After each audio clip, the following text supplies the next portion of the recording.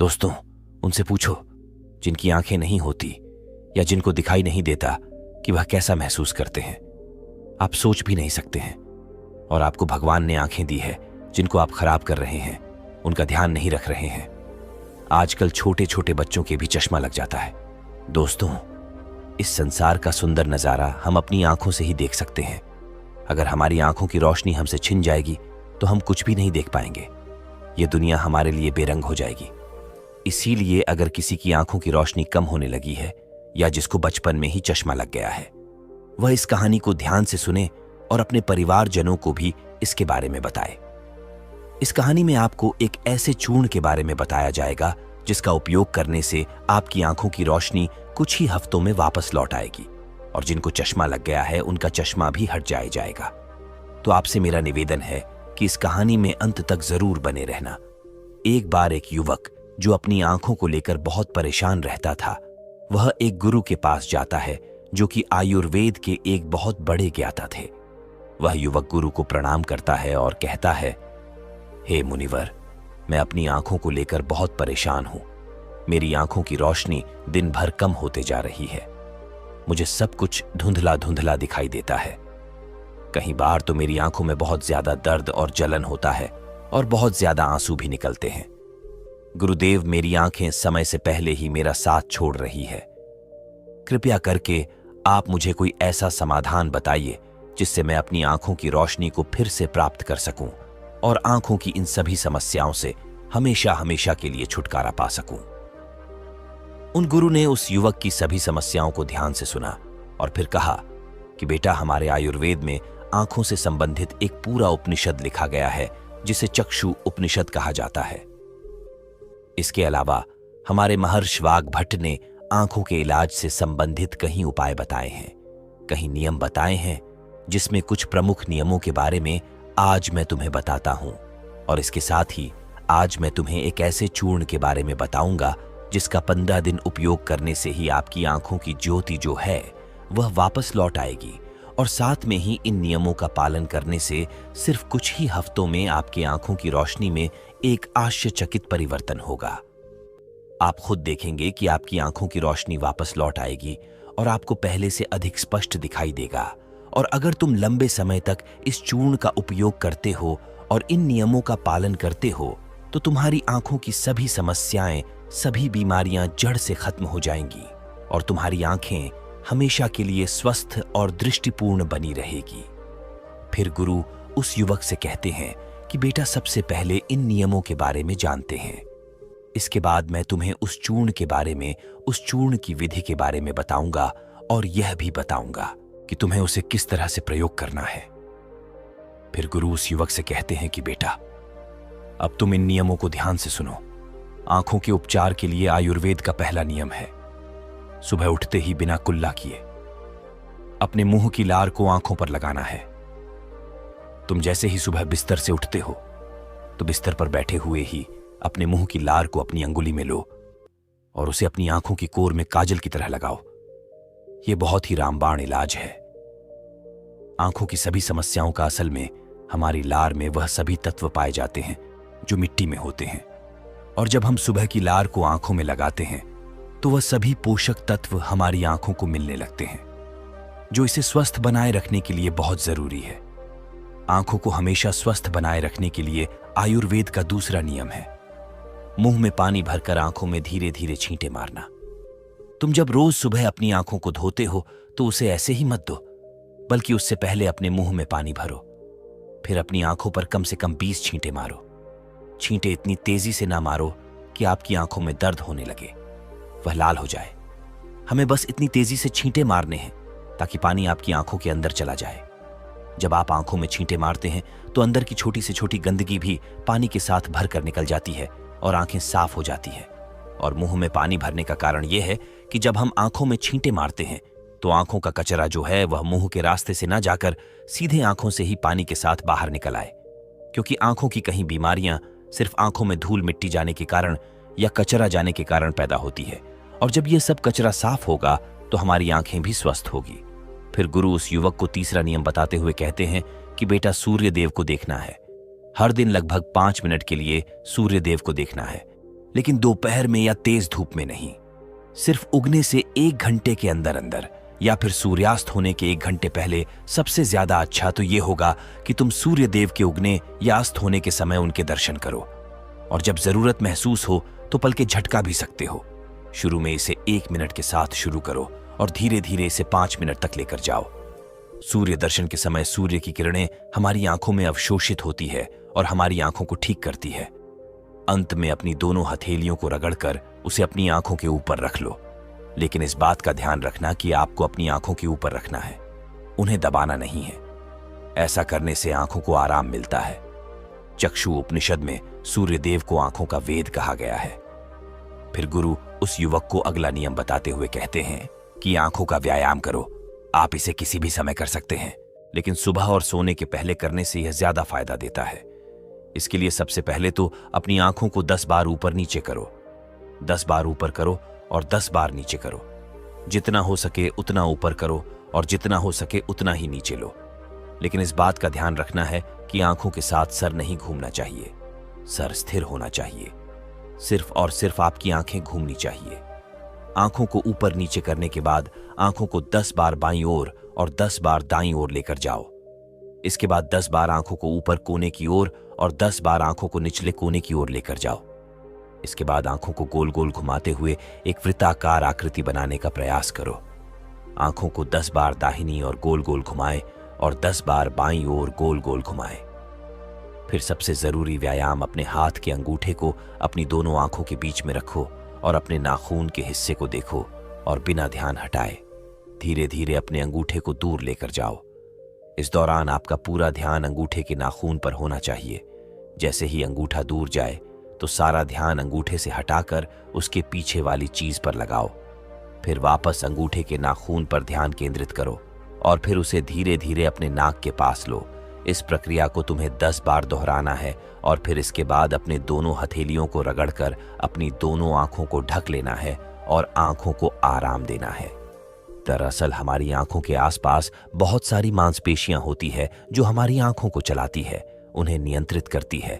बिना व्यायाम के यह मांसपेशियां कमजोर पड़ जाती है, लेकिन इस व्यायाम को करने से तुम्हारी आंखों की मांसपेशियां मजबूत होती है और वह अपनी कोई भी ताकत दोबारा हासिल कर सकती है। फिर गुरु अगला नियम बताते हुए कहते हैं कि शरीर को साफ रखो, क्योंकि शरीर साफ तो बीमारियां साफ। आयुर्वेद के नियम के अनुसार यदि हमारा शरीर भीतर से साफ है तो हमें कोई बीमारी नहीं हो सकती है। अगर हमारी आंतें साफ है और उनमें कोई भी पुराना भोजन जमा नहीं हुआ है तो हमारा पेट सुबह एक बार में ही साफ हो जाता है। हमें कब्ज की समस्या कभी नहीं होती है तो हमारा हर एक अंग स्वस्थ रहेगा और हमारी आंखें भी स्वस्थ रहेगी। अपने शरीर को अंदर से स्वस्थ रखने के लिए तुम्हें रोज 16 घंटे का उपवास या फिर एक दिन 24 घंटे का उपवास करना चाहिए।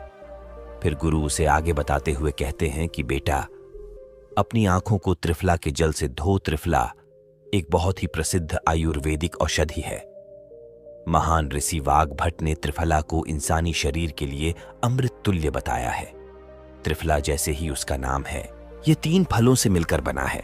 पहला है आंवला, दूसरा है पहेड़ा और तीसरा है अरहर। त्रिफला को बनाते समय इन तीनों की मात्रा का ध्यान रखना बहुत आवश्यक है।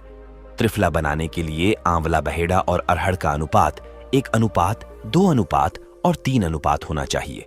यानी आंवला 3 गुना, बहेड़ा 2 गुना और अरहर 1 गुना होना चाहिए। इन तीनों को सुखाकर इनके बीज निकालकर इसे अच्छे से पीसकर मिला लीजिए। इस तरह से त्रिफला का चूर्ण तैयार हो जाता है। फिर इसे किसी मिट्टी के बर्तन में रख दीजिए और 1 चम्मच त्रिफला चूर्ण को 2 गिलास पानी में रात में भिगोकर रख दें और सुबह उसे छानकर अपनी आंखों को उससे धो लीजिए। ऐसा करने से बहुत ही तेजी से आंखों की सभी समस्याओं में आराम मिलता है और आंखों की रोशनी बहुत ही तेजी से बढ़ती है। त्रिफला न सिर्फ आपकी आंखों के लिए बल्कि हमारे शरीर के लिए भी बहुत फायदेमंद होता है, क्योंकि यह वात, पित्त और कफ तीनों दोषों को नियंत्रित करता है। शरीर को साफ करने के लिए त्रिफला को 2 तरीके से लिया जा सकता है, एक रात को और दूसरा सुबह। अगर आप त्रिफला सुबह लेते हैं तो गुड़ या शहद के साथ लो, और यदि आप त्रिफला को रात में लेते हैं तो दूध के साथ या फिर गर्म पानी के साथ इसे ले सकते हैं। रात में दूध या गर्म पानी के साथ जो त्रिफला खाया जाता है वह हमारे शरीर को साफ करने का काम करता है।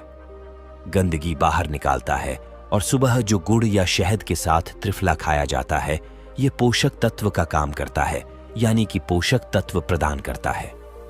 इसीलिए जो व्यक्ति स्वस्थ है, जिन्हें कब्ज या पेट से जुड़ी हुई कोई भी दिक्कत नहीं है, वह त्रिफला को दिन में खाए, और जिन्हें पेट की सफाई करनी है, कब्ज की समस्या रहती है, वह इसका सेवन रात को करे। फिर गुरु उस युवक को अगला नियम बताते हुए कहते हैं कि बेटा, यह नियम बहुत ही लाभकारी है।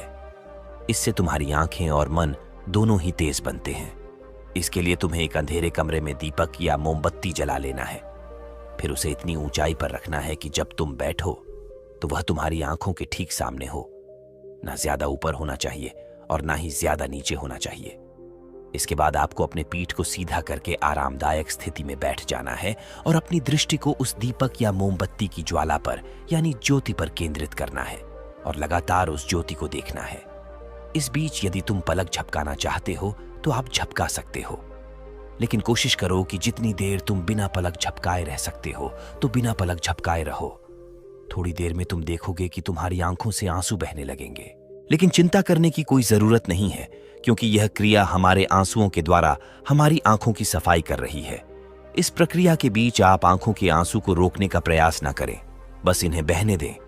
इस दौरान अपने हाथों से अपनी आंखों को भी स्पर्श नहीं करना है। जब यह प्रक्रिया पूरी हो जाए तब अपनी दोनों हथेलियों को रगड़कर धीरे धीरे अपनी आंखों के पास लेकर जाओ और आंखों को ढक लो। यह प्रक्रिया रोज रात को सोने से पहले कुछ मिनट के लिए करो। फिर तुम स्वयं देखोगे कि तुम्हारी आंखों की रोशनी दिन प्रतिदिन बढ़ती जा रही है। इस प्रक्रिया को करने से आपकी आंखों की रोशनी के साथ साथ आपकी एकाग्रता भी बढ़ती है। फिर गुरु उस युवक को अगला नियम बताते हुए कहते हैं कि किसी भी ठंडी सब्जी जैसे खीरा, लौकी और आलू के छोटे छोटे टुकड़ों को कुछ मिनट तक अपनी आंखों के ऊपर रखो। जब हम खीरे या लौकी को इस तरह से छोटे छोटे टुकड़ों में काटकर आंखों के ऊपर रखते हैं तो हमारी आंखों के आसपास का जो क्षेत्र है वह ठंडा हो जाता है और बाकी का क्षेत्र गर्म रहता है, जिससे आंख और सर के बीच का जो तापमान है उसमें अंतर आ जाता है और ज्यादा से ज्यादा रक्त आंखों की तरफ आने का प्रयास करता है। फिर जिस जगह पर रक्त का प्रवाह ज्यादा होता है उस जगह का इलाज खुद म खुद शुरू हो जाता है। इस प्रक्रिया को आपको हर दिन 10 से 12 मिनट तक जरूर करना है। इससे आपकी आंखों की रोशनी बढ़ेगी और आप ताजगी महसूस करेंगे। फिर गुरु उस युवक को अगला नियम बताते हुए कहते हैं कि बेटा, तुम्हें रोज ऐसा काम करना है जिसमें ज्यादा रक्त का प्रवाह हो। जैसे शीर्षासन, भस्त्रिका आसन, ऐसे आसनों को करने से रक्त की ज्यादा मात्रा आंखों की तरफ जाती है और आंखें स्वस्थ बनी रहती है। फिर गुरु उस युवक को कहते हैं कि बेटा, तुमने नियमों के बारे में तो जान लिया, अब मैं तुम्हें उस चूर्ण के बारे में बताता हूं जिसका उपयोग तुम्हें करना है, और उसका उपयोग करने से कभी भी तुम्हारे आंखों की ज्योति खराब नहीं होगी, और अगर जिनको चश्मा लग चुका है उनका चश्मा भी कुछ हफ्तों में उतर जाएगा। इस चूर्ण को बनाने के लिए आपको 4 चीजों का प्रयोग करना है, जिसमें पहली चीज है सौंफ, दूसरी चीज है बादाम, तीसरी चीज है धागे वाली मिश्री और चौथी चीज है काली मिर्च। हमें सबसे पहले तवे पर सौंफ को थोड़ा सेक लेना है। सौंफ को नेत्र ज्योति के रूप में अव्वल माना जाता है। इसकी तासीर ठंडी होती है। इसके साथ ही यह खाने को पचाने में बहुत ज्यादा मदद करती है। सौंफ हमारे शरीर के मोटापे को भी कम करती है। सौंफ में potassium, magnesium, zinc, iron, copper जैसे मिनरल्स भरपूर मात्रा में होते हैं। आपको सौंफ को तब तक सेकना है जब तक उसमें खुशबू ना आ जाए। जब खुशबू आने लगे तब आप उसे नीचे उतार लीजिए। फिर आपको बादाम को हल्का हल्का सेकना है। बादाम में विटामिन ए प्रचुर मात्रा में होता है जो हमारे दिमाग को तंदुरुस्त रखता है। इसमें प्रोटीन एवं फाइबर काफी अच्छी मात्रा में पाए जाते हैं, जिसकी वजह से हमारा पेट भरा भरा रहता है और यह हमारे मोटापे को भी कम करती है। इसके बाद आपको बादाम और सौंफ को अच्छी तरीके से पीस लेना है, इसका बारीक चूर्ण बना लेना है, और इसके बाद आपको धागे वाली मिश्री में से धागा निकाल देना है और उसे कूटकर उसका बारीक चूर्ण बना लेना है। फिर आपको 10 से 15 काली मिर्च लेनी है। काली मिर्च में एंटी इन्फ्लेमेटरी तत्व पाए जाते हैं जो आंखों के लिए बहुत लाभदायक होते हैं। इसके साथ ही काली मिर्च जीवाणु रोधक और इम्यूनिटी बढ़ाने में सहायक होती है, जिससे आंखों की रोशनी मजबूत बनती है। काली मिर्च में विटामिन ए और विटामिन ई पाए जाते हैं जो आंखों के लिए बहुत लाभदायक है। काली मिर्च को भी आपको अच्छी तरीके से कूट लेना है। उसका भी बारीक चूर्ण बना लेना है। फिर आपको इन चारों चीजों को एक साथ मिक्स कर लेना है। फिर आपको इस चूर्ण को 1 चम्मच गुनगुने पानी में या फिर 1 गिलास दूध में सुबह सुबह खाली पेट लेना है। इसको लेने से आपकी आंखें बिल्कुल स्वस्थ रहेगी और साथ ही साथ आपका पेट भी बिल्कुल साफ होगा। आप अच्छी तरह से फ्रेश हो पाएंगे। इससे आपको अच्छी नींद आएगी और आपकी आंखों की रोशनी और दिमाग तेज होगा और ये चारों चीजें जो है वह आपको अपने घर में ही उपलब्ध हो जाएंगी। फिर गुरु उस युवक से कहते हैं कि बेटा, आज के समय में आंखों को स्वस्थ रखने के लिए जो सबसे ज्यादा जरूरी है वह है अपनी स्क्रीन टाइम को कम करना। आजकल लोग सुबह उठते ही सबसे पहले अपने फोन के मैसेज को देखते हैं और फिर पूरे दिन यहां तक कि देर रात तक मोबाइल या लैपटॉप को यूज करते हैं। और इन लैपटॉप, फोन, टीवी से निकलने वाली लाइट हमारी आंखों के लिए बहुत नुकसानदायक होती है। इसीलिए आप एक ऐसा रूटीन बनाएं जिसमें आप रात में 8 या 9 बजे के बाद किसी भी तरह की स्क्रीन को नहीं देखेंगे। ऐसा करने से आपकी आंखों को तो आराम मिलेगा ही, साथ ही साथ आपकी नींद जो है वह गहरी हो पाएगी और अगले दिन आप तरोताजा महसूस करेंगे। और अगर आपका काम देर रात तक लैपटॉप पर है तो आप हर कुछ देर में ब्रेक लो, आंखों को बंद करो और उन्हें आराम दो। इसके अलावा आप अपने खाने में विटामिन ए और विटामिन सी को शामिल करो, जैसे गाजर, संतरा, चकुल इत्यादि।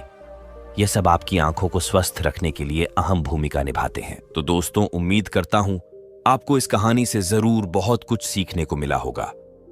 यह कहानी आपको कैसी लगी हमें कमेंट बॉक्स में कमेंट करके जरूर बताएं और इस वीडियो को लाइक भी जरूर करें और साथ ही इस वीडियो को अपने दोस्तों के साथ जरूर शेयर करें ताकि उन्हें भी इस कहानी से कुछ सीखने को मिल सके। ऐसी ही प्रेरणादायक और बुद्धा स्टोरी सुनने के लिए हमारे चैनल को सब्सक्राइब करके बेल आइकन को जरूर दबा दें ताकि आने वाली अगली वीडियो की नोटिफिकेशन आपको मिल सके। इस वीडियो में बस इतना ही। मिलते हैं अगली वीडियो में। जब तक के लिए अपना ख्याल